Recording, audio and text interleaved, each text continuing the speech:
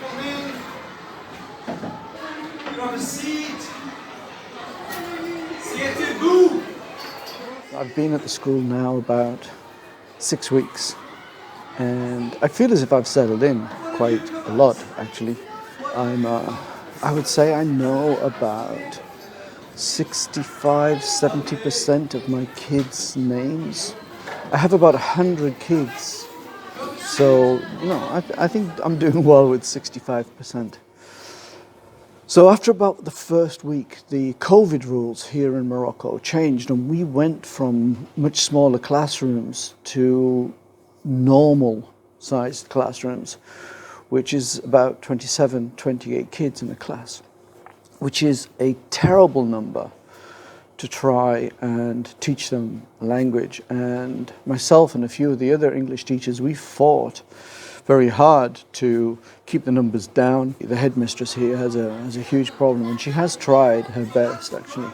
So I teach 3 groups, and I teach each of these groups 3 hours of English a week, which is a reasonable amount here in Morocco in a French education system. I'm not going to lie, I have my favorite students. I know the students that really want to work hard, and I know the students that are just coasting along. And I know the students that really don't give a damn and they have no interest in learning English. I'm going to give you some words. When everybody's finally got a piece of paper. One of the things that I don't have, that I would really love to have, is my own classroom, because the teachers get to decorate the classrooms any way that they want. And I have some great ideas for how I would decorate my class. But I can understand why they haven't given me one. I mean, they would love to, and I know they've tried, but the truth is, I only teach here 9 hours a week. And the real teachers, well, they start teaching at 8 o'clock in the morning, and they finish at 5:30 in the afternoon. And honestly, they are the heroes of a school, the teachers. You know, if you're a parent, think about this. You have maybe, 2, 3 kids, 4 if you don't have Netflix. I teach 9 hours and I have just under 90 kids. You imagine how many kids teachers have who teach full time. And just think about the range of personalities that as a parent you have in your family, and then multiply that range by 400–500%. We have people here who are shy, very loud, very boisterous. We have students who are ambitious. We have students who feel internally very inferior, and they then express that inferiority in different ways. We have people who are very good. We have people who are mature for their age. We have people who are immature for their age.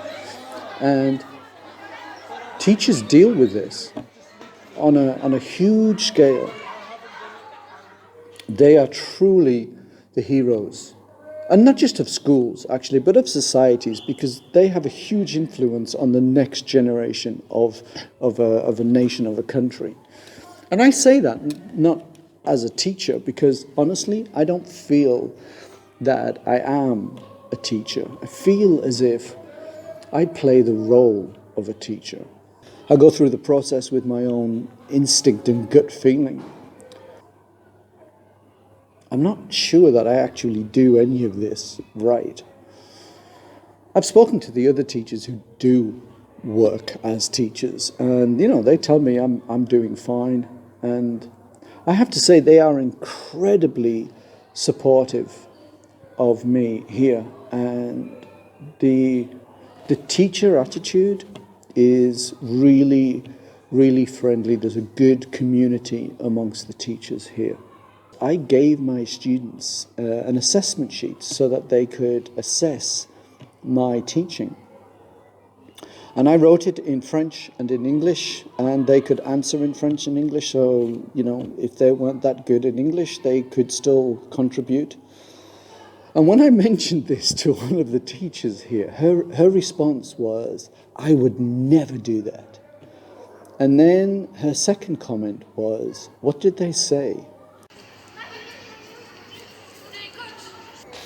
Well, thankfully, I got a lot of positive response from the questionnaire. One of the questions that I asked was, how do you rate me as a teacher from 1 to 6? And I got a lot of 6s and 5s, so I was very happy about that. I also asked them whether they prefer the material that I bring into the classroom or the workbook that they are supposed to use. And overwhelmingly, the response was very favorable to the material that I bring in. And I wouldn't say no interest in the book, but very little interest. So yeah, it's certainly given me some ideas and encouragement moving forward as I continue to teach these kids for the year. So yeah, let's see how things progress. Once again, thank you for watching. Bye-bye now.